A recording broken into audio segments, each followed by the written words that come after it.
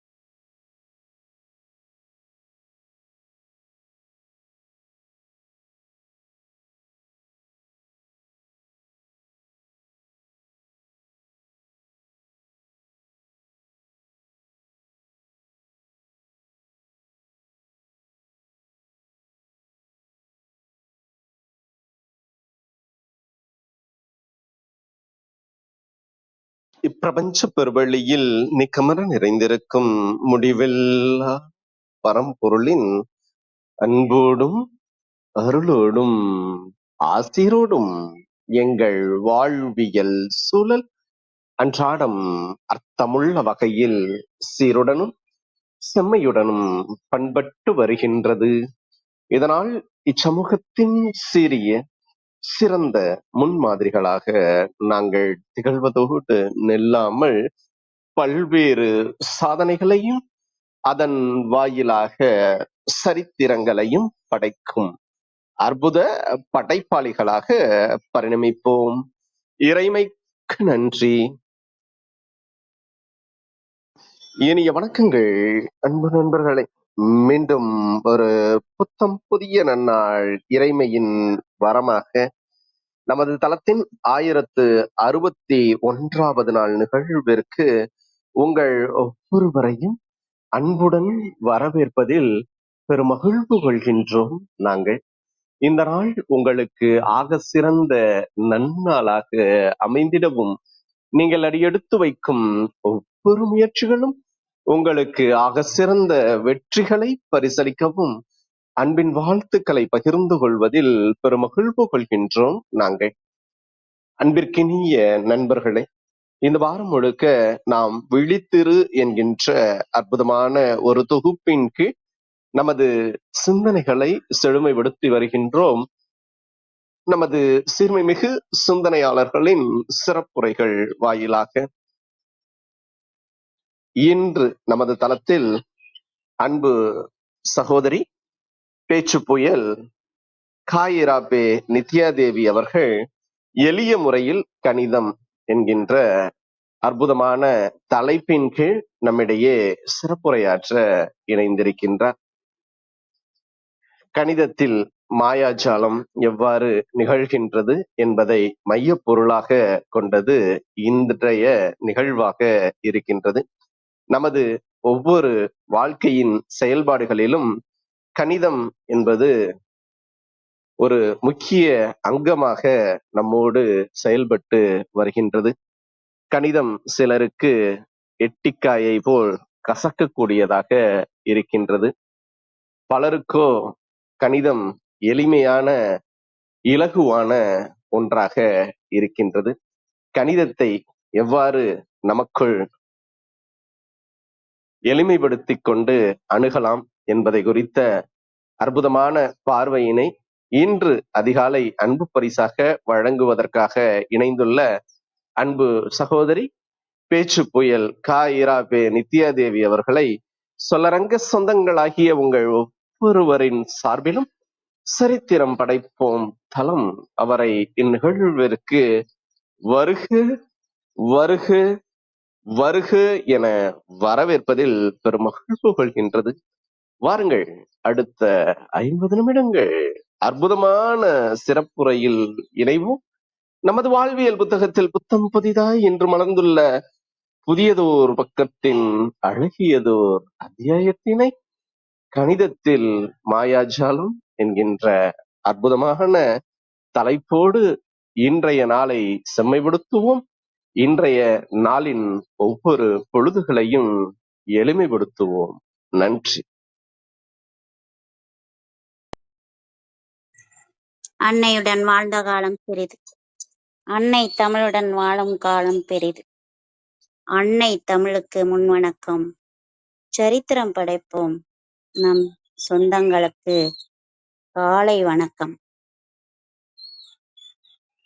தொடர்ச்சியாக பேசிக்கொண்டிருக்கும் மாயாஜால புத்தகத்திற்கு முதல் நன்றியை தெரிவித்து இந்த வாய்ப்பினை தந்த சகோதரர் ஐயா அவர்களுக்கும் இன்றைய நிகழ்வுக்கு பார்வையாளராக வந்திருக்கும் அத்தனை சொந்தங்களுக்கும் நன்றியை தெரிவித்து, கணிதம் அது மிக புனிதம் என்றுதான் சொல்ல வேண்டும். புத்தகமே புருஷன், கணக்கே கணவன் என வாழ்ந்த எனக்கு கணக்கு இல்லை பிணக்கு என்று கூற கடமை. கணிதம் என்றால் பலரின் மூச்சு கவலையாகத்தான் இருக்கிறது. கணக்கா நீங்கள் என்று கேட்கும் வியப்புடன் சிலருக்கு தேனாக, புரிந்தவனுக்கு தேன், புரியாதவருக்கு தேல் என்பார்கள். தேனினை சிறுக சிறுகத்தான் பருக வேண்டும், முழுமையாக அருந்தினால் மரணம் என்பார்கள். ஆம், அப்படிப்பட்ட தேன்தான் நான் நினைத்தேன், அதை சொல்ல வந்தேன் என்று கூறிக்கொள்கின்றேன். கணக்கு பாடம் இவ்வளவு சிறப்பான பாடம் என்றால், படித்தாலும் பலவற்றை மறந்துவிடலாம். ஆனால் புரிந்தால் அதைப் பற்றி ஆழமாக அறிந்தால் ஒருகாலும் நம் நினைவை விட்டு அகலாத ஒன்றுதான் இந்த கணிதம். கணித பாடத்தை புரிந்து கொள்வதற்கு வேண்டுமென்றால் நேரங்கள் எடுக்கலாம். உங்களிடம் இப்படிப்பட்ட மாயாஜாலத்தை பகிர வேண்டும். பள்ளி பருவ காலங்களில், கல்லூரியில் பயின்ற நினைவு இது. உடலின் பாகங்களில் சில நோய்வாய்ப்பட்டிருக்க எனக்கோ அன்று தேர்வு. எழுத முடியுமா, இது நடக்குமா என்றெல்லாம் ஒரு ஓட்டம். ஆனால் ஒவ்வொருவரும் செய்ய வேண்டிய விடயம். இன்றைய நாள் கால அட்டவணையில் காலை எழுந்து நான் படிப்பேன். இதுபோன்று மாலை வந்து அதே கால அட்டவணையில் எவ்வாறு நடத்தினார்கள் என்ற பாட வேளையில் சிந்திப்பேன். சிந்தித்து அதற்கு எடுத்த குறிப்பினை மீண்டும் ஒரு முறை படிப்பேன். இப்படி தொடர்ச்சியாக படித்த அந்த 2 மணி நேர பயிற்சியானது எனக்கு இந்த தேர்வறைக்கு போக என்னை எத்தனித்தது. நீதான் அனைத்தையும் படித்து விட்டாயே, உடல் சோர்வென்றால் என்ன, அதனை பற்றிய சிந்தனையில் ஆழ்ந்து இரு என்று என் ஆழ்மனம் சொல்லியது. இப்படியாக இந்த மாயாஜாலம் சென்று கொண்டே இருக்க நான் தேர்வறைக்கு சென்றேன். தேர்வறையில் தேர்வு நேரம் அனைவருக்கும் அறிந்ததுதான், 3 மணி நேரம். ஆனால் நான் எழுதிய நேரம் 3/4 மணி நேரம். 3/4 மணி நேரம் எழுதி என்னுடைய கல்லூரியிலிருந்து என்னுடைய இல்லத்திற்கு வருவதற்கு 3/4 மணி நேரம். காத்திருப்பு நேரமோ ஒரு 1/4 மணி நேரம். இப்படியாக நான் 1.25 மணி நேரத்தில் வீட்டிற்கு வந்துவிட்டேன். ஆனால் அங்கிருந்த கடிகாரத்தை உற்று நோக்கினேன். அனைவரும் இன்னும் தேர்வு எழுதுவார்களே, இன்னும் 1 மணி நேரம் 1/4 மணி நேரம் இருக்கிறதே என்றெல்லாம் என் கடிகாரத்தின் ஓட்டத்தில் அந்த முள்ளினிடையே சிக்கிய, தூண்டிலில் சிக்கிய என்று சொல்ல வேண்டும், அந்த அளவுக்கு அந்த மீனாக நானும். இப்படியாக நான் எழுதியதெல்லாம் சரியாக இருக்குமா, அனைத்து கேள்விகளும் மதிப்பெண் கிடைக்குமா என்றெல்லாம் என்னுடைய மன ஓட்டம். தேர்வு முடிவு வந்தது. அன்றைய நாளில் ஆசிரியர் முதல் மதிப்பெண் பெற்ற நித்யாதேவி எழுந்திருக்கவும் என்று சொல்ல அனைவரின் கரஓசைப்படி அந்த பாடத்தில் நான் 91 மதிப்பெண் பெற்றேன். ஆஹா, நிச்சயமாக 3 மணி நேரம் முழுமையாக எழுதிய அனைவரும் வாங்கவில்லை. 3/4 மணி நேரம் எழுதிய நான் முதல் மதிப்பெண். இதற்கெல்லாம் என்ன காரணம்? இந்த பிரபஞ்சம்தான், நம்முடைய பயிற்சி தான், நம்முடைய செயல்பாடுதான், நம்முடைய சிந்தனை தான். எண்ணமும் சொல்லும் செயலும் ஒன்றாக போல் அனைத்தும் நடக்கும் என்பார்கள். அப்படியாகத்தான் அந்த மாயாஜால நிகழ்வு நடந்தது. ஆம், பாடங்களை கற்பிக்கும் பொழுது பல நேரங்களில் கதை மூலம்தான் கற்றுக் கொடுத்தேன். உங்களுக்கும் 2 கதை சொல்லவா? பிறந்த கதை சொல்லவா, வளர்ந்த கதை சொல்லவா என்ற பாடல் வரிகளின் ஊடே கற்கும் கலை சொல்லவா? கேட்க நீங்களும் தயாரா? இதோ கேளுங்கள்.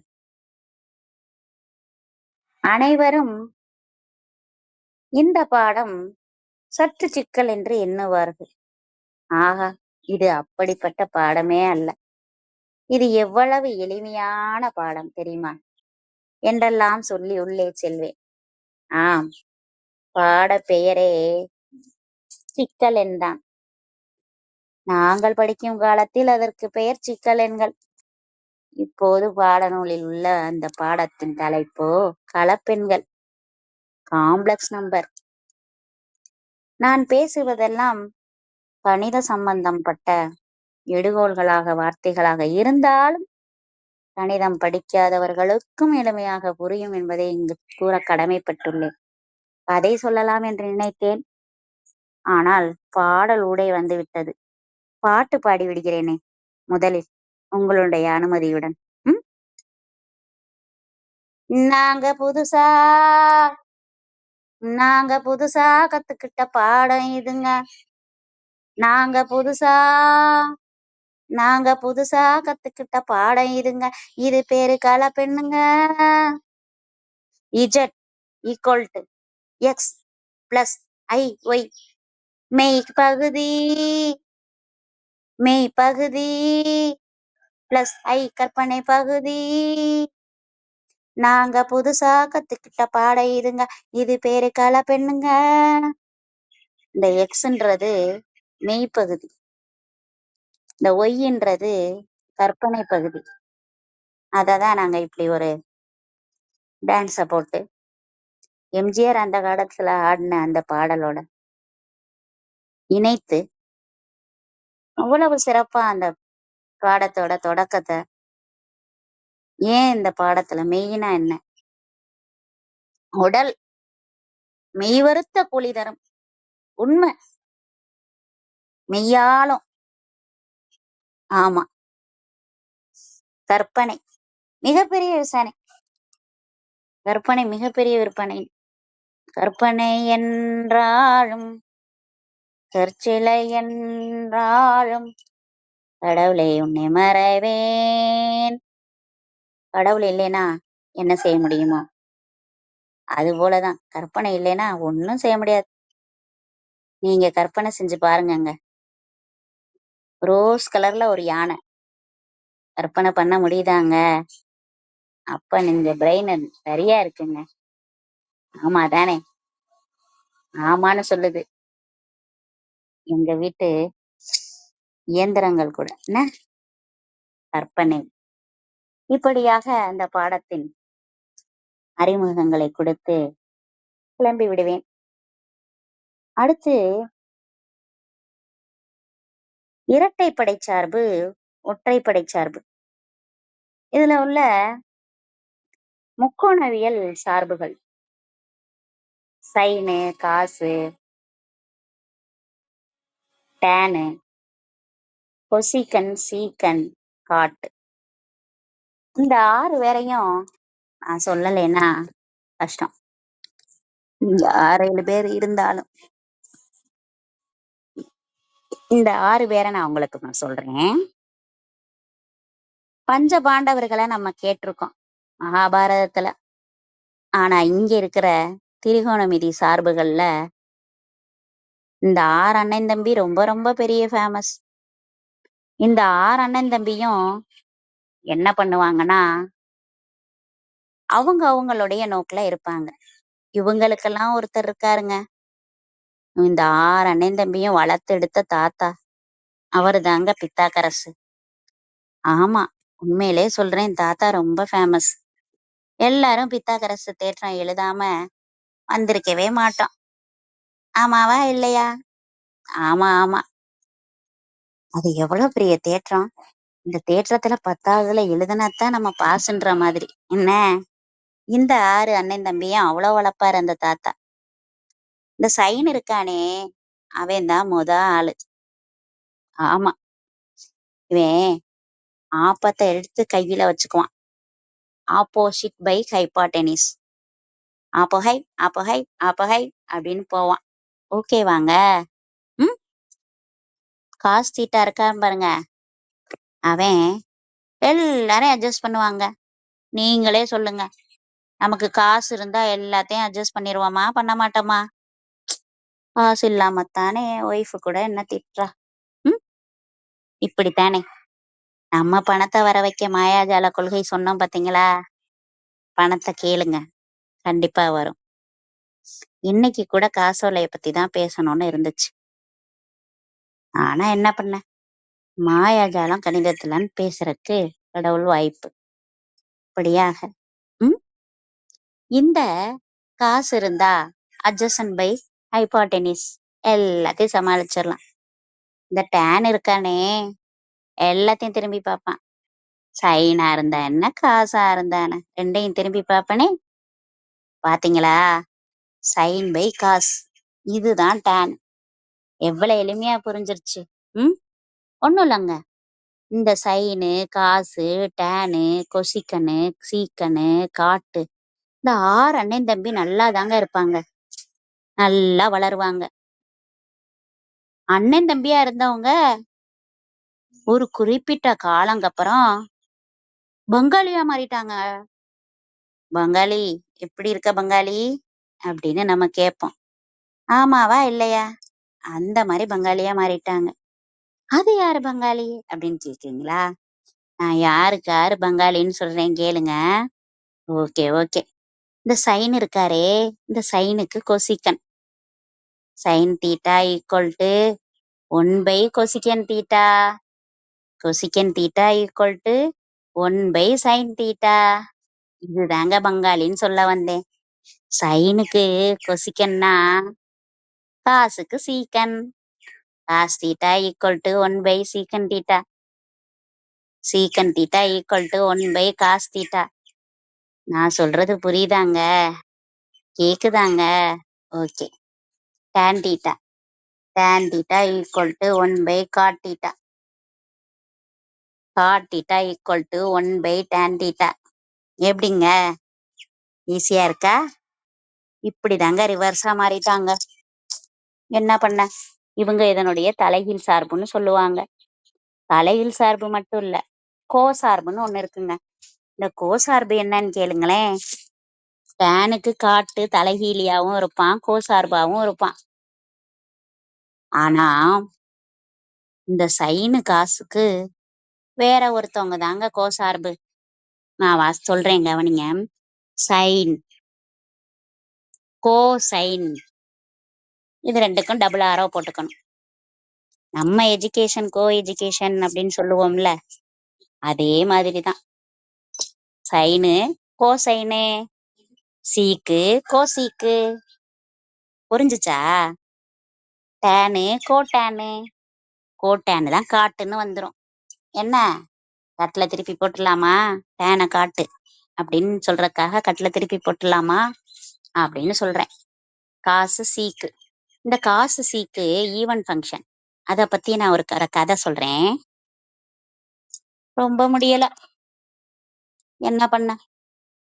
ஆஸ்பத்திரிக்கு போகணும். சீக்கு வந்துருச்சு. சீக்குனா நோவு. நோவு வந்துருச்சு.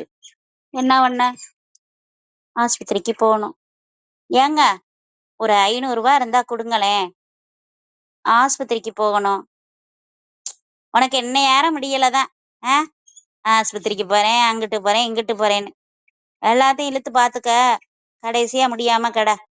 சரி, இந்த 500 ரூபாய் பார்த்துட்டு சொல்லு. சரிங்க, அந்த டாக்டருக்கு ஒரு கால் பண்ணி அப்பாயின்மெண்ட் கேளுங்க. இந்த வேலையை நான் தான் செய்யணுமா? ப்ளீஸுங்க. பண்றேன், பண்ணி தொலைகிறேன். ஓகே. டாக்டர் சார், இன்னைக்கு ஒரு அப்பாயின்மெண்ட் வேணும்.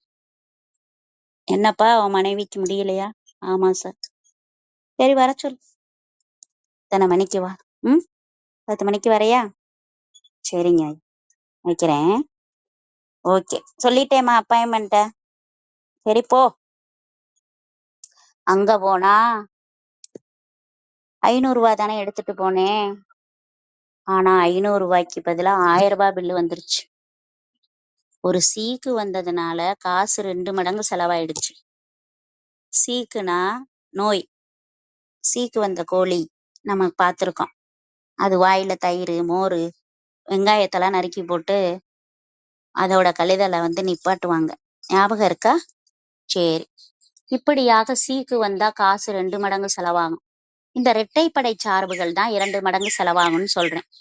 ஏன்னா இரட்டைப்படை சார்புகள் என்னென்ன அப்படின்னு திரிகோணமிதி சார்புகள்ல கேட்கும் போது ஒரு 13, 14 வயது குழந்தை, 12 வயசுலயே கூட சில நேரங்கள்ல அந்த பாடம் வந்துடும். அதனால அதை நம்ம சொல்லி கொடுக்கும் போது இந்த மாதிரி நம்ம டிராமா மாதிரி மேக் பண்ணி சொன்னோம்னா இன்னும் புரியுமே. இப்படி சொன்னா சரியா இருக்குமே அப்படின்றதுக்காக கையாண்ட உத்தி தான் இது. அப்படி சொன்னதோட விளைவு இன்னைக்கும் கூட யாருமே அதை மறக்காம சொல்லுவாங்க. சீக்கன் தீட்டா, காஸ் தீட்டா இரண்டும் இரட்டைப்படை சார்புகள், மற்ற திரிகோணமிதி சார்புகள் ஒற்றைப்படை சார்புகள். இது என்னன்னா f of minus x is equal to f of x அப்படின்றதுதான் ஈவன் ஃபங்க்ஷனோட definition. F of minus x is equal to minus f of x, இதுதான் ஆட் நம்பரோட டெஃபினேஷன். இப்படியாக அந்த பாட வேலையில அது ஒன்ன நம்ம புரிய வச்சோம் அப்படின்ற ஒரு மன திருப்தி இருக்கு பாத்தீங்களா, அதுதாங்க மாயாஜாலம். ஒண்ணு தெரியுமா, இந்த வேலை இந்த வேலை கிடைக்கிறப்ப ஒரு மாயாஜாலம் நடந்துச்சு. நான் ஒரு ரெண்டு படிவங்கள் நான் வாங்கினேன். என்னோட தெரிஞ்சவங்களுக்கு ஒருத்தவங்களுக்கும் எனக்கும் ஒரு படிவம் வாங்க, அப்ளிகேஷன் வாங்க போனேன். அப்ளிகேஷன்லாம் வாங்கிட்டு உட்காந்துருந்தேன். நான் ஒரு ஃபார்ம்ல எழுத போனேன். அப்ப ஒரு ஐயா வந்தாரு. எங்க இருந்து வந்தாரு, எப்படி வந்தாருன்னு தெரியல. இது உனக்கான படிவம் இல்ல, இந்த பக்கத்துல இருக்கிறதுதான் உனக்கான படிவம், இதுல நீ எழுது அப்படின்னு சொன்னார். அதுக்கப்புறம் அவருடைய வார்த்தைகளை நான் அனுமதித்து எழுதினேன். அவரே எனக்கான காசோலைக்கான பணம் செலுத்தி அதுக்கான ரசீதை கொண்டு வந்து எனக்கு தந்தாரு. அதையும் நான் அதுல பொருத்தி தேவையானவற்றை எழுதி தேவையவற்றை இணைத்து நான் தந்தேன். நான் இன்னைக்கும் நான் நினைச்சு பாக்குறேன், யார் அவர், எங்கிருந்து வந்தாங்க, எனக்காக இவ்வளவு செஞ்சாங்க. ஆனா மறுபடியும் அந்த இடத்துக்கு போனேன் அவங்கள கண்டுவிடலான்னு, இந்த பணி கிடைத்த பிறகு. ஆனா அவர் அங்கே இல்லைன்னு சொல்ல முடியுமா, சூட்சுமமா இருக்கிறாருன்னு சொல்லணுமா? இதற்கெல்லாம் பதில் சொல்லுங்க. கண்டிப்பா கடவுள் இருக்கிறாருல்ல, அதை நம்ம உணர்றோம்ல, அதாங்க இந்த மாயாஜாலம். இப்படியாக இந்த பாட வேலைகள்லாம் நிறைவடைந்தது. இன்னும் எளிமையான முறையில கணிதங்களை நடத்தணும், இந்த யுத்திகளை கொண்டு வரணும்னு சொல்லிட்டு ஃபேக்டோரியல் அப்படின்ற ஒரு கான்செப்ட், அந்த கான்செப்ட்ல இருக்கக்கூடிய 11 ஃபேக்டோரியல், 12 ஃபேக்டோரியல், இப்படி நிறைய ஃபேக்டோரியல் இருக்கும்ல. உதாரணமா 3 ஃபேக்டோரியல் அப்படின்றது 3 இன்ட்டு 2 இன்ட்டு 1. ஒரு 3 பொருட்களை ஒரு வரிசையில அடுக்கணும்னா இந்த 3 ஃபேக்டோரியல் வரிசை மாற்றங்கள் இருக்கும்னு சொல்லுவாங்க, permutation. 4 ஃபேக்டோரியல்னா 4 into 3 into 2 into 1. 4 3s are 12, 12 2s are 24. இது ரொம்ப எளிமையா இருக்கு. ஆனா நம்பர்ஸ் அதிகமாக அதிகமாக நமக்கும் ஒரு பயம் வரும்ல. அந்த பயம் ஆமா நிறைய பேருக்கு இருந்துச்சு, கவலைப்படாதீங்க. அப்படியாக ஒரு பாடத்தை நான் கையாண்டேன். அந்த ஃபேக்டோரியல் 22 ஃபேக்டோரியல். இந்த 22 ஃபேக்டோரியல் அதாவது காரணிய பெருக்கம்னு சொல்லுவாங்க தமிழ்ல ஃபேக்டோரியல்ஸ. இருக்க இயல் எண்களோட தொடர்ச்சியான பெருக்கல் தான் எண் காரணிய பெருக்கம்னு சொல்லுவாங்க. இப்ப சொன்னேனே 3 factorial equal to 3 into 2 into 1ன்னு, 4 factorial equal to 4 into 3 into 2 into 1ன்னு. அது மாதிரி இந்த என் ஃபேக்டோரியல்ன்றது n into n minus 1 into etcetera 3 into 2 into 1. நம்ம ரிவர்ஸ்லயும் சொல்லலாம், இல்ல நம்ம அசெண்டிங் ஆர்டர்லயும் சொல்லலாம், 1 into 2 into 3 into etcetera n. இப்படியாக அந்த பாட வேலையில n factorial, factorial of n, இதை எப்படி எழுதுவாங்கன்னா ஸ்மால் லெட்டர் n போட்டு ஒரு ஆச்சரிய குறி போடுவாங்க பக்கத்துல. நான் ஆச்சரியமா பார்த்தேன், இது ஆச்சரிய குறியான்னு கேட்டேன். ஆமா, யார் தெரியுமா அறிமுகப்படுத்தினா, கிராம்ப், கிறிஸ்டியன் கிராம்ப் அப்படின்றவர். என்ன இவர் பேர் கிராம்புலாம் வச்சிருக்காங்க அப்படின்லாம் யோசித்தேன்.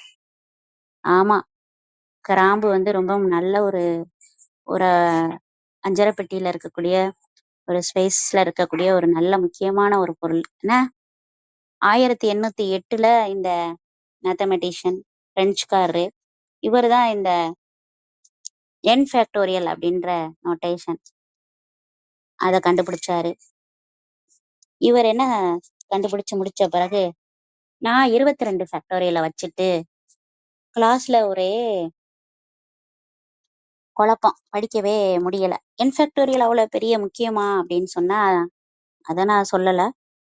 ஆனா என் ஃபேக்டோரியல் படிக்கிறதுல 22 ஃபேக்டோரியல் முக்கியமானதும் தெரியல. இருந்தாலும் 22 ஃபேக்டோரியலை சொல்லி கொடுக்கலாம், எப்படியெல்லாம் சொல்லி கொடுத்தா நல்லா இருக்கும் அப்படின்னு யோசனை. ஏன்னா 22 அப்படின்றது ராமானுஜர் பிறந்த நாள், அந்த நாளோட 22 ஸ்டார்ட். ஓகேவா? இந்த 22 நான் எடுத்துட்டு அந்த ஃபேக்டோரியல் நல்லா யோசித்து பாருங்க. 22 ஃபேக்டோரியல் எப்படி சொல்லணும்? 22 இன்ட்டு 21 இன்ட்டு 20 இன்ட்டு இப்படிதான் போகணும். Into 3 into 2 into 1 4 8 12 16 20 22. இந்த 22 ஃபேக்டோரியலுக்கு ஆன்சர்னு வந்தா கால்குலேட்டர்ல காட்டும். 22 இலக்கங்கள் வரும். இந்த 22 இலக்கங்களை நம்ம எப்படி படிக்க போறோம்ன்றதான் இந்த டைமுக்கான நம்ம பாடம். ஓகேவா? எல்லாரும் 22 ஃபேக்டோரியல் படிக்க போறோம். ரெடியா? Ready ma'am. இப்ப நம்ம 11th 12th பாடங்கள்னு பார்த்தா ஒவ்வொரு ஆளுக்கும் 6 பாடம் தான். தமிழ், இங்கிலீஷு, ஒரு குரூப்பை மட்டும் எடுத்துக்கிறேன். Tamil, English, physics, chemistry, maths, computer, இந்த குரூப்பை மட்டும் நான் எடுத்துக்கிறேன். இந்த குரூப்பை எடுத்துக்கிட்டு இந்த குரூப்ல மார்க் வாங்கின மாதிரியும், நம்ம எவ்வளவுதான் படிச்சாலும் நமக்கு முட்டை தான் வருது, டைஃபர் தான் வருதுன்ற மாதிரியும் நம்ம அந்த விஷயங்களை செய்துக்கிட்டே அப்படியே போவோம். ஓகேவா? நான் உங்களுக்கு அந்த இலக்கங்களை எழுதி காட்டலான்னு எத்தனிக்கிறேன். சாட் பாக்ஸ்ல நீங்க அந்த இலக்கங்களை நீங்க பார்க்கலாம். ஓகேவா? அதை பார்த்துக்கிட்டே நீங்க கவனிச்சீங்கன்னா மிகவும் நல்லா புரியும். ஏன்னா இது ஒரு காணொளி நிகழ்வா இருந்தா நான் இதை எப்படி செய்வேனோ அதே மாதிரி சாட் பாக்ஸ்ல பார்த்துக்கங்க. இதை தான் நான் இப்ப சொல்லி கொடுக்க போறேன். 11ஆம் வகுப்பு மாணவிகளே, 24 மணி நேரம் படிச்சு 3 முட்டையா? 72 மார்க் தமிழ்ல, 72 மார்க் ஆங்கிலத்துல, 77 மார்க் இயற்பியல்ல,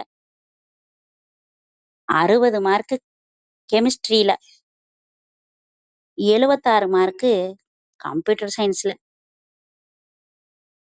80 மார்க் மேக்ஸ்ல. மறுபடியும் 3 முட்டையா? புரிஞ்சுச்சா உங்களுக்கு? புரிஞ்சுச்சுன்னா ஏதாவது ஸ்மைலிய பண்ணுங்களேன். 11ஆம் வகுப்பு மாணவிகளே, 24 மணி நேரம் படிச்சு 3 முட்டையா? 72 மார்க் தமிழ்ல, 77 மார்க் ஆங்கிலத்துல, 77 மார்க் பிசிக்ஸ்ல, 60 மார்க் கெமிஸ்ட்ரியில, 76 மார்க் கம்ப்யூட்டர் சயின்ஸ்ல, 80 மார்க் மேக்ஸ்ல. மறுபடியும் 3 முட்டையா? இப்படின்னு 22 இலக்கங்கள் உள்ளது. புரியுதா? இதை நம்ம புரிஞ்சுக்கிட்டோம்னா 22 இலக்கங்கள் கொண்டதுதான் 22 ஃபேக்டோரியல்ன்றத ரொம்ப அழகா தெரிஞ்சிருக்கலாமே. ஆமா தானே? நிச்சயமா. இவ்வளவு அழகா பாடங்களை கொண்டு போகணும். சில நேரங்கள்ல பாத்தீங்கன்னா பாடத்தை நடத்துறதுக்கு நம்ம சில கடைகளுக்கெல்லாம் போகணும். நானும் சில கடைகளுக்கு கூட்டிக்கிட்டு போனேன். என் பிள்ளைகளுக்கு அழகான ட்ரெஸ் வாங்கி கொடுக்கணும்னு எனக்கும் சந்தோஷமா இருக்கும்ல. ஆமா ஆமா. ஆனா அந்த பிள்ளைங்க என்ன பண்ணுச்சுன்னா எனக்கு ஏதாவது வாங்கி கொடுக்கணும்னு எத்தனைச்சாங்க. அதனால 11ஆம் வகுப்புல இருக்க எடுத்துக்காட்டு 4.6 இப்படி சொல்லி கொடுத்தேன். அந்த பிள்ளைங்க எனக்கு செஞ்சதுதான். காஞ்சிபுரத்துல உள்ள ஜவுளி கடையில நம்ம ஒரு பட்டுப்புடவையும் ஒரு சிங்குடி புடவையும் வாங்கலான்னு போயிட்டோம். என்ன விஜயாமாவுக்குன்னா பவுலின் அம்மாவுக்கா வாங்கி கொடுப்போம். என்ன செய்ய? என்னன்னா கற்பகவல்லிக்கு இல்லையான்னு கேக்குறீங்களா? நிச்சயம் உண்டு, பண்ணுவோம். கடையில 20 வகையான பட்டுப்புடவை இருக்கு. 8 வகையான சுங்குடி புடவை இருக்கு. ஆமா, ஆமா. 20 வகையான பட்டு புடவையும், 8 வகையான சுங்குடி புடவையும் இருக்கு. புடவைகள் எத்தன வகையில அவங்களால தேர்ந்தெடுக்க முடியும்? அப்படின்றது தான் கேள்வி. ஒண்ணும் இல்லங்க. அந்த 20 பட்டு புடவையும், இந்த 8 சுங்குடி புடவையும் உள்ள நம்பர மட்டும் நம்ம பெருக்கணும். 160 வரும். 160 வழிகள்ல நம்ம ஒரு பட்டு புடவ, ஒரு சுங்குடி புடவ எடுக்கிறதுக்கு செய்ய வேண்டிய வழிமுறைகள்.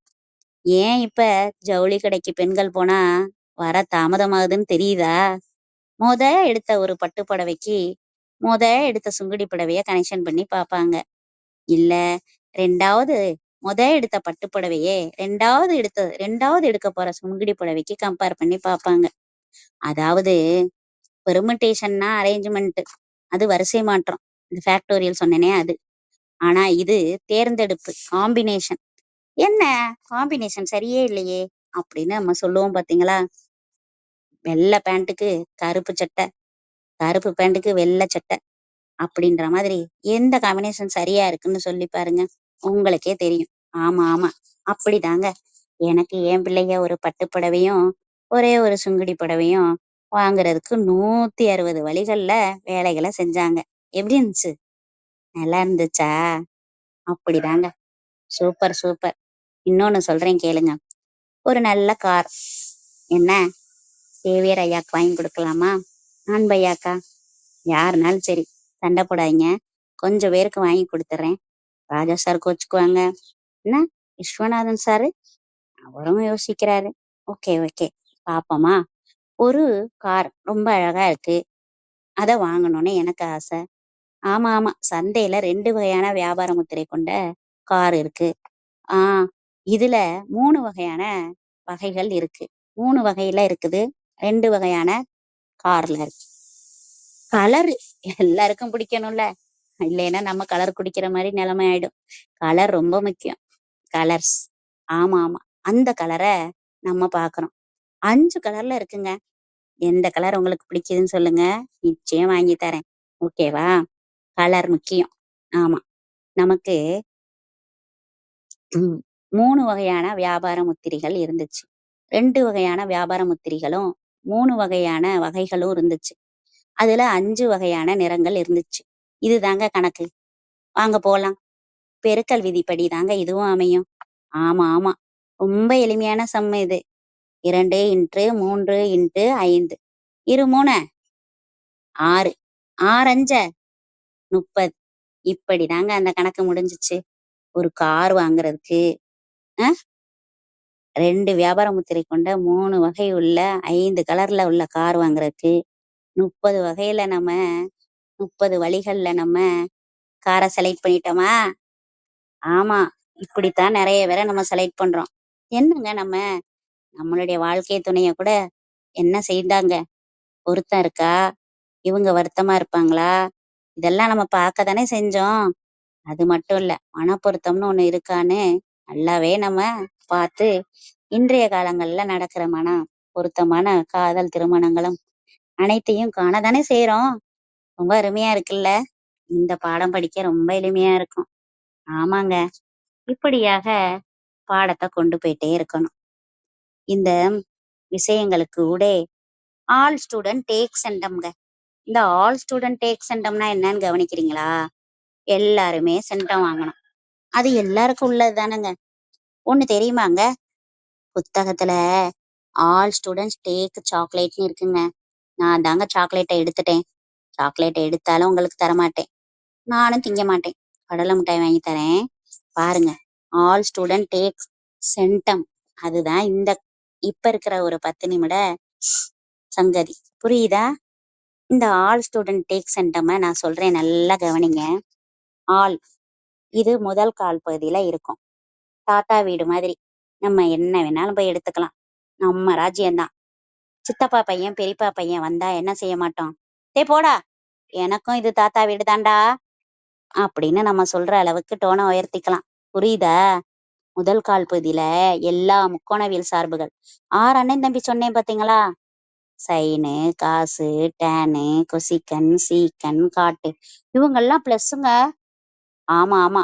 All student. ஸ்டூடெண்ட்ன்ற வார்த்தை என்ன சொல்லுதுன்னு சொல்றேன். சைன் தீட்டாவும் கொசிகன் தீட்டாவும் பிளஸ்ஸுங்க. சைன் தீட்டாவும் அதனுடைய தலைகீழி பங்காளி சொன்னேன்ல, அவங்க 2 பேரும் பிளஸ்ஸுங்க. ஓகேவா? மீதி பேரெல்லாம் மைனஸ்ங்க. சைன் மட்டும்தாங்க மிகை, மீதி எல்லாம் பகை. நீங்க நகைன்னு சொல்லி சிரிச்சிடாதீங்க. ஓகேவா? இதுதான் என்னோட வகை. பாருங்க, அங்கிட்ட எதுவும் பாத்துறாதீங்க, வரப்போது புகை. போமா? ஆமா ஆமா, இப்பதானே கார் வாங்கணும், இங்கேயும் கார் எடுக்கிறாங்க, பாத்துக்கலாம். அடுத்து ஆல் ஸ்டூடெண்ட் முடிச்சுட்டேன். Take centum. இந்த டேக் யாரு தெரியுமா?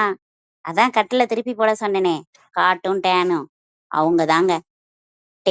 டேனும் காட்டுக்கும் தாங்க மிகை, மித்ததெல்லாம் பகைங்க.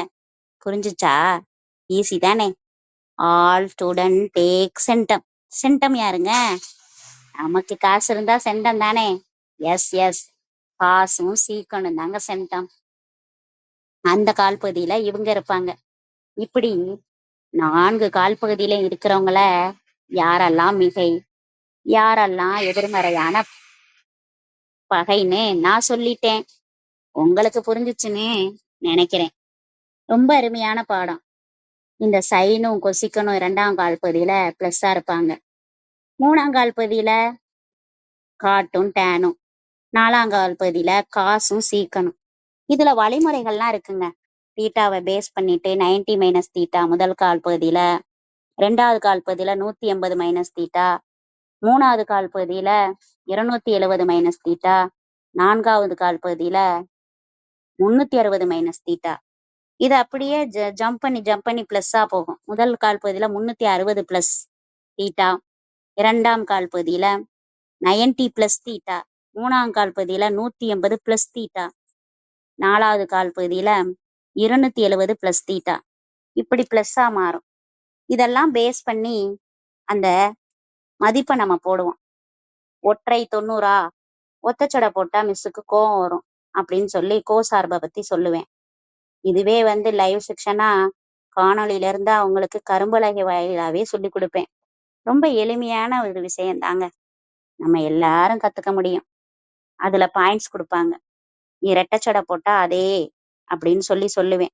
அப்ப காஸ் ஆஃப் 180 பிளஸ் தீட்டானா காஸ் தீட்டானே எழுதுவேன். இப்படியாக அந்த வழிமுறைகள் எல்லாம் செல்லும். ரொம்ப அருமையா இருக்கும்.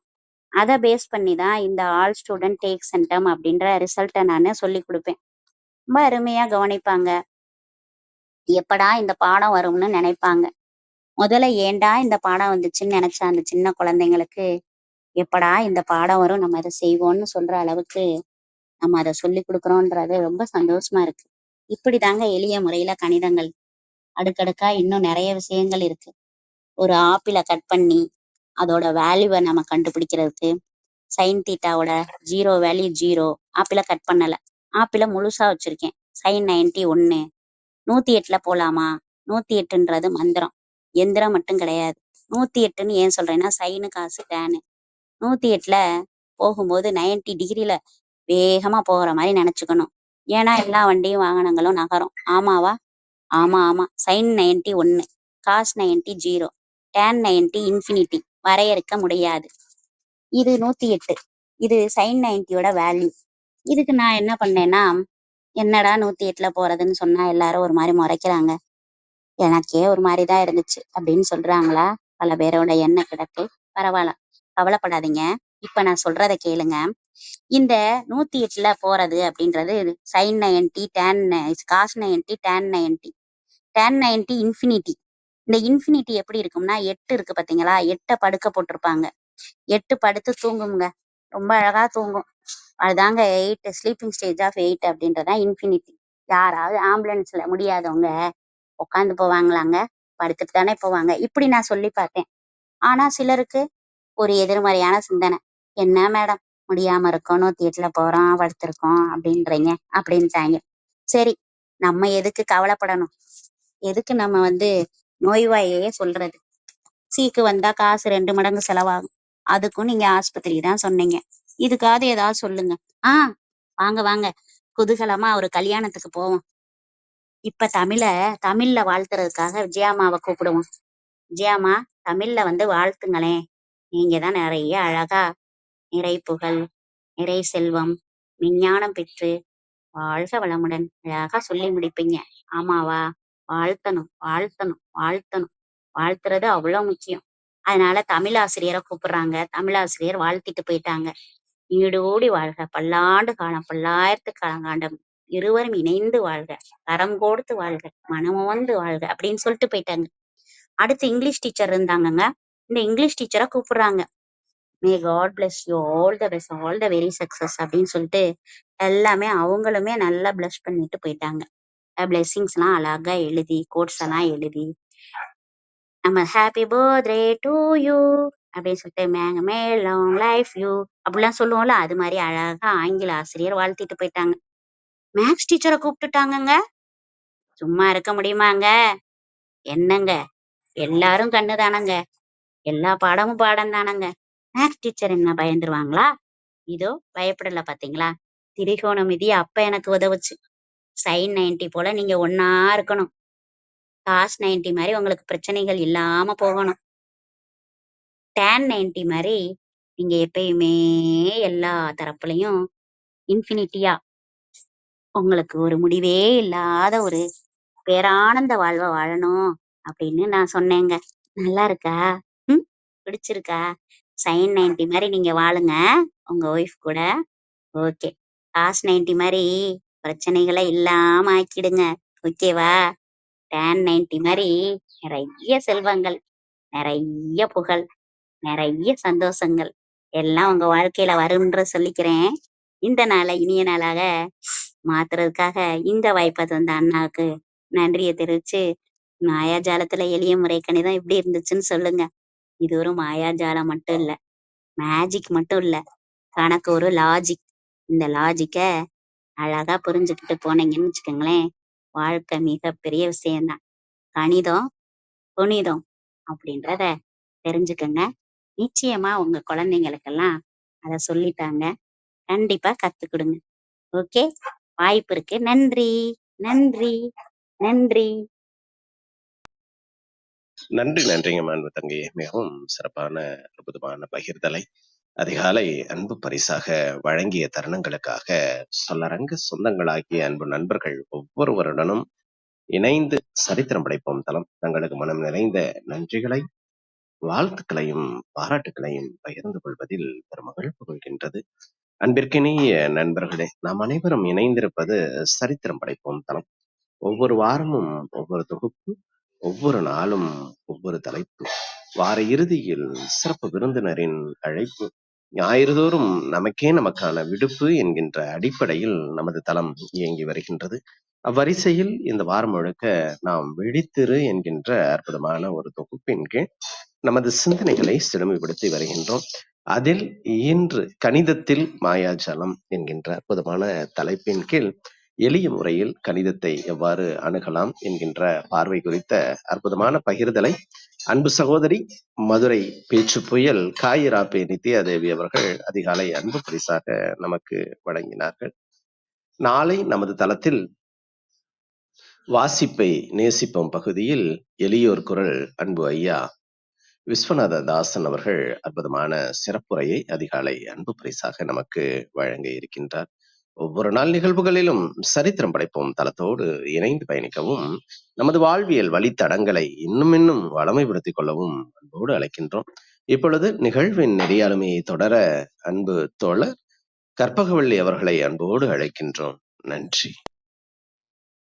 அனைவருக்கும் வணக்கம். இன்றைக்கும் மாயாஜாலம் அப்படின்ற ஒரு அருமையான தலைப்புல இன்றைக்கு நித்யாதேவி அவர்கள் நிறைய கருத்துக்கள் பகிர்ந்துக்கிட்டாங்க. முக்கியமா கணக்கு எவ்வளோ அழகா சொல்லிக் கொடுக்கலாம், அது நம்ம மனசுல பதியிற மாதிரி அப்படிங்கிறத ரொம்ப அழகா சொன்னாங்க. அதே மாதிரி எல்லோருக்கும் புடவை வாங்கி கொடுத்தாங்க, மகிழ்ச்சியா இருந்துச்சு. கார் வாங்கி கொடுத்தாங்க. அந்த மாதிரி ஒவ்வொருத்தருக்கும் ஆம், எளிமையா புரியிற மாதிரி இந்த கணக்கு சொல்லிக் கொடுத்திருந்தா குழந்தைகள் எல்லாருக்குமே கணக்கு பாடத்துல எந்த பிணக்கும் வராது அப்படிங்கிறத அவங்க சொன்ன மாதிரி நிச்சயமா கணக்குல புலியாயிடலாம்.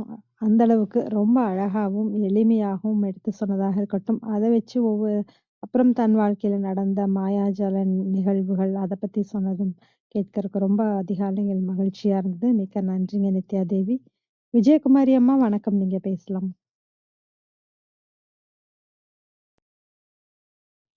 நன்றிகள் அம்மா. வாழ்க வையகம், வாழ்க வையகம், வாழ்க வளமுடன். குரு வாழ்க, குருவே துணை.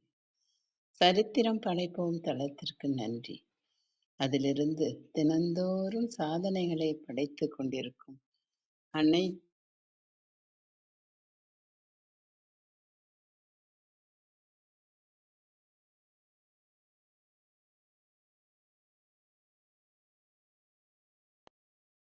விஜயகுமாரி அம்மாவுக்கு இணைய சவால் நினைக்கிறேன். ஒரு சில நொடிகள் காத்திருக்கலாம்.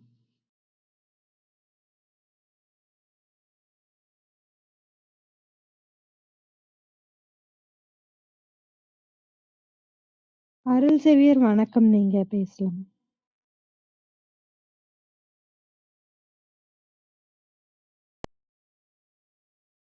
வணக்கம். அனைவருக்கும் இனிய காலை வணக்கம். ஒரு கணக்கு படம்னாலே, கணக்கு பீரியட் வந்தாலே மாணவர்களுக்கு கத்த கத்த கத்தன்னு அப்படியே படபடப்பாவே இருக்கும். ஏன்னா அவங்க தான் கொஞ்சம் ஸ்ட்ரிக்டா இருப்பாங்க. கணக்கு டீச்சர் மண்டையில கொட்டுறது, தன்னை கொட்டிக்க சொல்லுவாங்க. அப்புறம் அடுத்தவங்க நல்லா பதில் சொல்லிட்டானா அவனை பதில் சொல்லாதவன கொட்ட சொல்றது. அதனாலேயே இந்த கணக்குனாலே பசங்களுக்கு ரொம்ப ஒரு பயம் இருக்கும். கணக்கு பீரியட் வந்தாலே ஐயோ கணக்கு பீரியட் வந்துருச்சேடா அப்படிங்கிற ஒரு பதட்டமாவே இருக்கும். அதுக்கு காரணம் அந்த கணக்கை அழகா அது கணிதம் ஒரு புனிதம் அப்படிங்கிற மாதிரி கணக்கை நல்லா விரும்பி படிக்காததுனாலதான். விரும்பி படிக்காததுனாலன்னா என்ன அப்படின்னா, இப்ப வித்யாதேவி ஆசிரியை மாதிரி சொல்லி கொடுக்காததுனாலதான் அப்படின்னு கூட யோசிச்சு பார்த்துக்கலாம். ஒரு கணக்கு ஒரு சாதாரண ஒரு கணக்கு பணம் ஒரு வரலாறு தமிழ் அப்படிங்கிற மாதிரி கணக்கு ஒரு அற்புதமான ஒரு பாடம் அப்படின்ட்டு புரிய வைக்கல அந்த ஆசிரியர்கள். அதனாலதான் அந்த கணக்கு படம் எனக்கு கண்டாலே வெறுத்து ஒதுக்குறது. அந்த பேசிக் அடிப்படை அந்த ஒரு இதுல ஒரு இன்ட்ரெஸ்ட புகுத்திட்டோம் அப்படின்னா கணக்கு பாடம் கொஞ்சம் ஈஸியா இருக்கும் பசங்களுக்கு. அந்த மாதிரிதான் நித்யாதேவி ஆசிரியை ஒரு கணக்க பாடத்தை எப்படியெல்லாம் ஞாபகம் வச்சுக்கிறதுக்காக அவங்க சொன்ன உதாரணங்கள்லாம் பயங்கரமா இருந்தது. ரொம்ப சிறப்பா இருந்தது. உண்மையிலே நித்யாதேவி ஆசிரியர்கிட்ட படிக்கிற மாணவர்கள்லாம் கொடுத்து வச்சவங்கலாம் அப்படின்னு சொல்லணும். ஏன்னா அந்த அளவுக்கு ஒரு அருமையான ஆசிரியை. வாழ்த்துக்கள் அவங்களுக்கு. இதுல இன்னொன்னு என்ன அப்படின்னா, நான் இப்ப எப்படி அறிவு நிலா நித்யாதேவி அவர்கள் எப்படி அவ்வளவு அந்த பிறந்தநாள் வாழ்த்துக்கு எப்படி ஒன்னா இருக்கணும், உங்க துன்பங்கள் துயரங்கள் 0 ஆகணும், உங்களுடைய புகழ் பேரு புகழ் பணம் எல்லாம் இன்ஃபினிட்டி அளவுக்கு அதிகமா ஒரு எல்லைக்கு அடங்காத ஒரு மிக இன்ஃபினிட்டிவா இருக்கணும் அப்படிங்கிற மாதிரி எப்படி வாழ்த்து சொல்லி அந்த மாணவர்களை தமிழாசிரியர் தமிழ்ல வாழ்த்து சொன்னாலும் ஆங்கில ஆசிரியர் ஆங்கிலத்துல சொன்னாலும் கணித ஆசிரியர் இப்படித்தான் வாழ்த்து சொல்லணும்னு சொல்லி சொல்லும்போது அந்த மாதிரி எனக்கு ஒரு ஆசிரியர் அமைஞ்சாரு. நான் தமிழ் மீடியத்துல படிச்சதுனால எனக்கு இந்த sine theta cos theta tan theta அந்த ஃபார்முலாலாம் ஒரு புதுசா இருந்தது. நம்ம கூட்டல் பிரித்தல் கழித்தலா படிச்சுட்டு வந்துட்டு திடீர்னு sine theta cos theta tan theta அப்படிங்கிற அந்த ஒரு புதுசா அது வரவும் அது கொஞ்சம் வித்தியாசமா இருந்தது. அதுக்கு ஃபார்முலாலாம் ஞாபகம் வச்சுக்க முடியல. நமக்கு அந்த முக்கோணவியல் அப்படிங்கும்போது முக்கோணத்தை தெரியும், செங்கோணம் தெரியும், டிகிரி 90 டிகிரினா இது புத்தகிராஸ் தட்டுறோம், அதெல்லாம் கொஞ்சம் படிச்சா கூட இந்த சைன் தீட்டா காஸ் தீட்டான்னு இங்கிலீஷ்ல வருது. சைனு காசு டேனு சீக்கண்டு கொசிக்கண்டு அப்படிங்கிற மாதிரி வர்றதுனால அது கொஞ்சம் ஒரு இதாவே இருந்தது. அது புதுசா இருந்தது. நான் படிக்கும்போது சொல்றேன். அப்ப எனக்கு அந்த கணித ஆசிரியர் வந்து அந்த ஈஸியா ஞாபகம் வச்சுக்கிறதுக்காக, இப்ப அவங்க சொல்ல சொல்ல எனக்கு அந்த ஆசிரியர் தான் ஞாபகத்துக்கு வந்தாரு. சைன் காஸ் tan அதுக்கு வந்து ஃபார்முலா வந்து எப்படி சொன்னாருன்னா, எக்கா அக்கா ஏயா அப்படிம்பாரு. எக்கா அக்கா ஏயா அப்படின்னு. அது சொல்லும்போது எங்களுக்கு அது அப்படியே என்னடா இது அப்படிங்கிற மாதிரி இருந்துச்சு. எக்கா அப்படின்னா எதிர்பக்கம் டிவைடட் பை கர்ணம். ஏ கா. அக்கா அப்படின்னா அடுத்துள்ள பக்கம் டிவைடட் பை கர்ணம். ஏயா எதிர்பக்கம் டிவைட் பை அடுத்துள்ள பக்கம் ஏயா. ஸோ இந்த ஃபார்முலா வந்து ஞாபகம் வச்சுக்கோங்க அப்படிங்கிற மாதிரி அந்த எக்கா அக்கா ஏயா அவ்வளோதான். சைனு காசு டேனு அப்படின்றது. அப்புறம் அந்த டிகிரியில் இருக்கு 0, 30, 45, 60, 90. இந்த மேலே சைன் தீட்டான்னு போட்டு சைனு காசு டேனு எழுதிட்டு லெஃப்ட் ஹேண்ட் சைடில் சீரியலில் வரிசை எழுதிட்டு மேலே வந்து 0, 30, 45, 60, 90. அதுக்கு எப்படி சொன்னார் அப்படின்னா 0 வந்து போ அப்படின்ட்டு காலரை 0 கால் அரை முக்கா 1 மேல வந்து ரூட்டு போட்டுக்க அப்படின்ட்டு. அந்த 0 கால் அரை முக்கால் 1. அப்ப கால் அரை முக்கால் 1 ரூட்டு போட்டோம்னா இப்ப காலுக்கு ரூட்டு போட்டோம்னு வச்சுங்களேன் 1/4க்கு மேல ஃபுல்லா ரூட்டு போட்டோம்னா 1க்கு ரூட்டு 1 ரூட்டு 4க்கு 2 அரை அப்படிங்கும்போது 1/√2 வரும். முக்கால்ங்கும்போது ரூட் 3 டிவைட் பை 2 வரும். அப்புறம் 1 வந்துடும். அதே ரிவர்ஸ்ல வா காஸ் தீட்டாவுக்கு 1 முக்கால் அரை கால் 1 பை இன்ஃபினிட்டிவ். அது வந்து டேனுக்கு மட்டும் அந்த இது வராது. 1/√3 அந்த 1 இங்கிட்டு போட்டுரு ரூட் 3 அங்கிட்டு போட்டுரு அப்படிங்கிற மாதிரி எனக்கு அது இப்ப அவங்க சொல்ல எனக்கு ஞாபகம். அதாவது அந்த 0 விட்டு 30, 45, 90 சாரி 30, 45, 90 கால் அரை முக்கால் அரை கால் 1/√3 1/√3 1√3 இதை மட்டும் ஞாபகம் வச்சுக்கோங்க அப்படிம்பாரு. இப்ப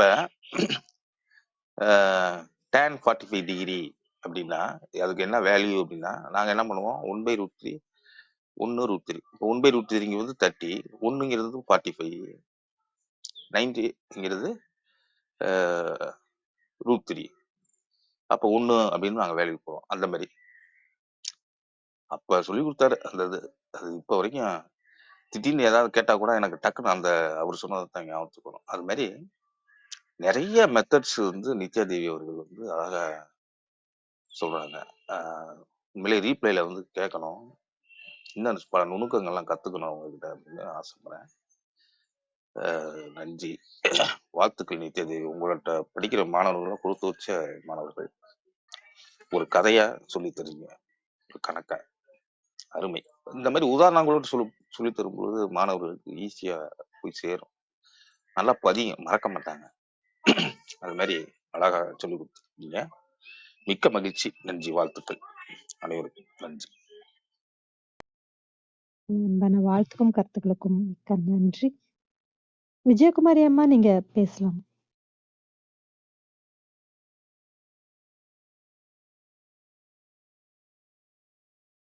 நன்றிகள் அம்மா. நான் பேசுனது கேட்கலைங்களா? இல்லைங்கம்மா, நீங்க பேச ஆரம்பிச்சோன்னமே ரூமை விட்டு வெளியே போயிட்டீங்கம்மா. சரி, நன்றிம்மா, நன்றிம்மா. வாழ்க வையகம், வாழ்க வையகம், வாழ்க வளமுடன். குருவாழ்க, குருவே துணை. சரித்திரம் படைப்போம் தளத்திற்கு நன்றி. அதிலிருந்து தினந்தோறும் சாதனைகளை படைத்து கொண்டிருக்கும் அனைத்து அன்பு உள்ளங்களுக்கும் என் மனமார்ந்த நன்றிகள். வாங்க வாழ்த்தும் பயனுக்கு போயிடலாம். கண்களை மூடி கைகளை கோர்த்து முதுகுதண்டு நேராக வச்சு அமர்ந்துக்குவோம். நாம் அமர்ந்துள்ள இந்த இடம் முழுவதும் நல்ல தூய தெய்வீக ஆற்றலே நிரம்பின அருட்பேராற்றல் உடலிலே உயிரிலே அலை அலையாக பாய்ந்து நிரம்புவதை உணர்கிறோம். அன்னைக்கு வணக்கம், தந்தைக்கு வணக்கம், அருள்நிறை ஆசான் வேதாத்திரி மகரிஷி அவர்களுக்கு வணக்கம். குருவாழ்க, குருவே துணை. அருட்பேராற்றல் இரவும் பகலும் எல்லா நேரங்களிலும் எல்லா இடங்களிலும் எல்லா தொழில்களிலும் உறுதுணையாகவும் பாதுகாப்பாகவும் வழிநடத்தியாகவும் அமையுமாக. வாழ்க வளமுடன், வாழ்க வளமுடன், வாழ்க வளமுடன். அருட்பேராற்றல் கருணையினால் இங்குள்ள அனைவரும் நல்ல உடல் நலம், நீல ஆயுள், நிறை செல்வம், உயர் புகழ், விஞ்ஞானம் பெற்று சிறந்தோங்கி வாழ எல்லாம் வல்ல இறைநிலையோடு இணைந்து வாழ்த்தி மகிழ்கின்றேன். வாழ்க வளமுடன், வாழ்க வளமுடன், வாழ்க வளமுடன். இறை பேராற்றலே பக்கத்துணையாகவும் பக்கபலமாகவும் இருந்து வழி நடத்துவாராக. நன்றிகள் அம்மா. இன்னைக்கு அம்மா மாயாஜாலம் பேச்சு புயல்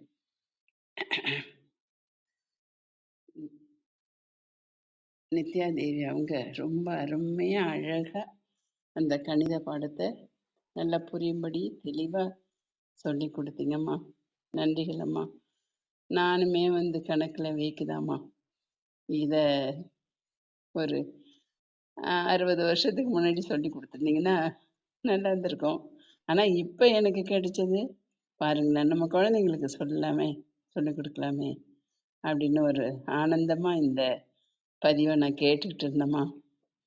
எனக்கும் காலையிலேயே புடவை எடுத்து கொடுத்துட்டீங்க. அந்த புடவை இளம் பச்சை கலர்ல ரொம்ப அழகா இருந்தது, உடுத்திக்கிட்டேன். அப்புறம் வாழ்த்தவும் சொல்லிட்டீங்க, அழகா வாழ்த்திட்டேன். இன்னும் எனக்கு என்ன வேலை கொடுத்தாலும் செய்வேம்மா. நன்றிகள் அம்மா. நீங்க இந்த கணிதத்தை அப்படியே கரைச்சி குடிச்ச மாதிரி சொன்னீங்க. நல்ல புரிதலுமா. நம்ம கேட்குறவங்க எல்லாருமே இதை கேட்டுட்டு போயிடக்கூடாது. அதை நம்ம குழந்தைங்களுக்கு தெளிவாக அழகாக அம்மா சொன்ன மாதிரி ஒவ்வொன்றையும் புரியும்படியாக சொல்லி கொடுக்கணும். அதனால தான் இவ்வளோ காலை வேலையில் அவங்க வேலையெல்லாம் விட்டுட்டு நமக்கு எல்லாம் சொல்லி கொடுக்குறாங்க, எல்லாமே சொல்லித்தராங்க அம்மா. வாழ்க்கை கல்வியிலேருந்து ஒன்று ஒன்றா இப்போ குழந்தைங்களுக்கு வந்திருக்காங்க, குழந்தைங்க கிட்ட வந்திருக்காங்க. அதை எடுத்து நம்ம அவங்களுக்கு சொல்லி கொடுக்கணும். இதை இந்த இதை நம்ம எப்படி புரிஞ்சுக்கணும்? இப்போ சேவியர் ஐயா சொன்னாங்க நிறைய ட்ரிக்ஸ் இருக்குது அப்படின்னு. அதெல்லாம் நீங்களும் சொல்லுங்க ஐயா. குழந்தைங்களுக்கு ரொம்ப அருமையாக குழந்தைங்க கேட்பாங்க. குழந்தைங்க கேட்கலன்னாலும் அவங்க தூங்குற இடத்துல காலையில் தூங்கிட்டு இருக்காங்கன்னா அவங்க இருக்கிற இடத்துல இந்த பதிவுகளை போட்டு நீங்களும் கேளுங்க. அது அவங்க ஆன்மாவோட பதியும். இது உண்மையான வார்த்தை. அவங்களும் தெளிவாங்க. இதெல்லாம் நம்ம செய்யணும். நன்றிகள் அம்மா. நீங்களும். அப்புறம் சேவியர் சாருக்கு கற்பகவள்ளி அம்மாவுக்கு என்ன கலரில் புடவை கொடுத்தாங்கன்னு தெரியல. சேவியருக்கு காரே வாங்கி கொடுத்துட்டாங்க. பாருங்களேன், இந்த சரித்திரம் படிவம் தளத்துக்கு என்னென்ன கிடைக்குது அப்படின்னு. ரொம்ப நன்றிம்மா, மகிழ்ச்சிம்மா. நீங்களும் உங்கள் அன்பு குடும்பமும் நல்ல உடல் நலம், நீலாயுள், நிறை செல்வம், உயர் புகழ், மெஞ்ஞானம் பெற்று சிறந்தோங்கி வாழ நாங்கள் அனைவரும் சேர்ந்து வாழ்த்தி மகிழ்கின்றோம். வாழ்க வளமுடன், வாழ்க வளமுடன், வாழ்க வளமுடன். நன்றிகள் அம்மா, நன்றிகள் அம்மா. உங்கள் அன்பான வாழ்த்துக்கும் கருத்துக்களுக்கும் மிக்க நன்றிங்கம்மா. வேறு யாருக்காவது கருத்துக்கள் இருந்தால் பகிரலாம். நன்றி அனைவருக்கும். நித்யா தேவி, உங்கள் ஏற்புரைக்கான நேரம். உங்கள் நிறைவு கருத்துக்கள் நீங்க பகிர்ந்துக்கலாம்.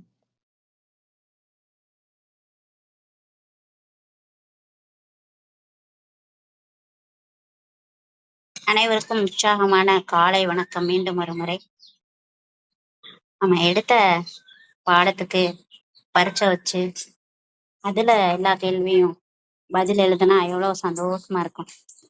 அந்த மகிழ்ச்சி ஒரு 1 மணி நேரம் நம்ம சொல்லி கொடுத்த அந்த தகவலை உன்னிப்பா கவனிச்சு அதுக்கப்புறமா நம்ம அதனுடைய பின்னூட்ட வரிகளை கேட்கும் பொழுது ரொம்ப சந்தோஷமா இருக்கு. ஒரு நபர் மட்டும் மெசேஜ் பேசணும்னு சொல்றாங்க. அவங்கள அழைச்சிக்க முடியுமா? அழைச்சு பாருங்க. டாக்குங்கிறவரு நிறைய மெசேஜஸ் போட்டிருக்கிறாரு. நம்ம நிகழ்வுல ஆரம்பத்துல இருந்து கவனிச்சா நம்ம ஏதாவது அதை பத்தின கருத்துக்கள் பகிரலாம். நிச்சயமா டாக், நீங்க நாளைக்கு நிகழ்வுல கலந்துகிட்டு அப்புறம் உங்களோட கருத்துக்களை பகிர்ந்துக்கோங்க. நன்றி. இது ரொம்ப அருமையா இருந்தது, ரொம்ப மகிழ்ச்சியா இருந்தது. ஏன்னா தொடர்ச்சியா மாயாஜாலம் அப்படின்ற புத்தகத்தை பேசிட்டு இருந்தோம். இன்னைக்கு எளிய முறையில் கணிதம்ன்ற ஒரு தலைப்பை பேசுறதுக்கு ஒரு வாய்ப்பு கிடைச்சிச்சு அப்படிங்கும்போது மற்றற்ற மகிழ்ச்சியா இருக்கு. வாய்ப்பு தந்த அனைவருக்கும், கற்பவழி அம்மா, விஜயா அம்மா, சேவியர் அண்ணா, ஆரோக்கிய பிரிட்டான், இன்னும் பார்வையாளராக இருக்க பவுலின் அக்கா, விஸ்வநாதன் ஐயா, சுதா, வசந்தா, ராஜா, மகா, வேல்ராஜ், இன்னும் நிறைய ஐடியில இருக்கவங்க, இந்த ஏற்கனவே கண்டுகளிச்சவங்க எல்லாருக்குமே நன்றி சொல்லி விடைபெறுகிறேன். மீண்டும் சந்திப்போம் அடுத்த மாதத்தில் மற்றொரு தலைப்பு. நன்றி, வணக்கம். மிக்க நன்றி நித்யாதேவி. காலை அதிகாலையில மாயாஜால நிகழ்வுகள், அதே மாதிரி எல்லோருக்கும் மகிழ்ச்சி ஊட்டும் செய்திகள் அப்படிங்கிறதும் சரி, அப்புறம் கணக்கு எப்படி எளிமையாக கத்துக்கிறது, இப்படி நிறைய விஷயங்களை அதிகாலையில பகிர்ந்துக்கிட்டீங்க. சரித்திரம் படிப்பும் தளம் சார்பாகவும் கேட்டுக்கொண்டிருக்கும் அனைவர் சார்பாகவும் மனமாற நன்றி தெரிவித்துக் கொள்கிறோம். பேச்சாளர்களாக கலந்து கொண்டு தங்கள் அன்பையும் வாழ்த்தையும் கருத்துக்களையும் பகிர்ந்து கொண்ட ஒவ்வொருவருக்கும் நன்றி. தொடர்ந்து பொறுமையாக கவனித்துக் கொண்டிருக்கும் அனைத்து கவனிப்பாளர்களுக்கும் நன்றி. மறு ஒலிபரப்பு வாயிலாக நம் நிகழ்வினை கேட்கவிருக்கும் அனைவருக்கும் நன்றி. குறுஞ்செய்தி வாயிலாக வாழ்த்துக்களை பகிர்ந்து கொண்ட கவிஞர் கர்டோசா அவர்களுக்கும் நன்றி.